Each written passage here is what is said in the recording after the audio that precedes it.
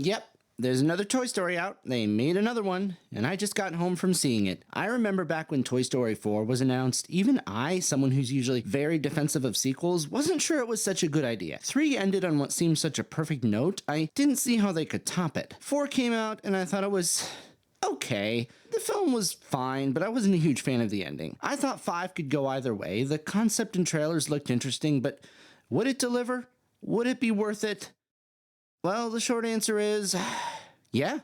Yes, it was. I thought this film was great, and honestly proves my point that if you find the right story, sequels can be totally worth it. Despite being 31 years old now, this series hasn't lost its magic. I think part of the reason for its longevity lies in the fact that its themes of childhood never die. They grow and evolve with each generation, sure, but at the same time stay the same in a way that each generation can recognize. This one involves a particular problem that really does face this generation: play versus tech. And it's handled in a way that's smart, timely, and does have some interesting things to say both on the surface and a little bit beneath. Because it's a new problem that didn't really exist in 1995, I think it helps the movie feel familiar, but not a total repeat of what came before. Something else that I think helps it stay fresh is that while the previous films have been really Woody's story, this one shifts the focus to Jessie. And I think that's smart, because I think they recognize their problem with 4. 3 really was about wrapping up the story of all the toys, of course, but especially Woody's story. 4 tried to continue that in a really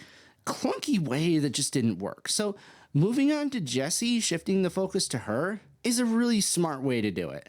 Not only do we learn more about her backstory, but it's her emotional journey that carries us through the film. Don't get me wrong, Woody and Buzz, well, several Buzzes actually, are still very much main characters in the film, but they've found their place and come to terms with it. This is about Jessie discovering and coming to terms with her past and future. Another thing I appreciated, though, is it's also Bonnie's story, in a way that past films typically haven't been. In the first 2, for instance, Andy is barely seen. He's a background character that serves to exist for the plot for the toys. We never get to know him or really see the struggles he's going through, if any. Here, Bonnie is much more a part of things in a very inside-out sort of way. Gives the audience, I feel, more to care about when it comes to the stakes of the film, and I'm glad they did it that way. All in all, I'd say this is a really good addition to the series, on par with the first 3. It's just as timeless while presenting some very modern day additions to its themes. It's definitely worth seeing, and honestly, if they announced a Toy Story 6 today, I would no longer doubt whether it would be worth doing. Like I said, this series is pretty timeless, and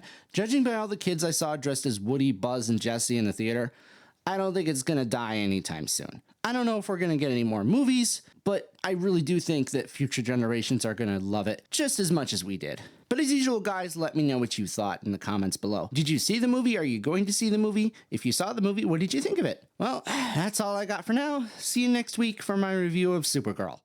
Goodbye.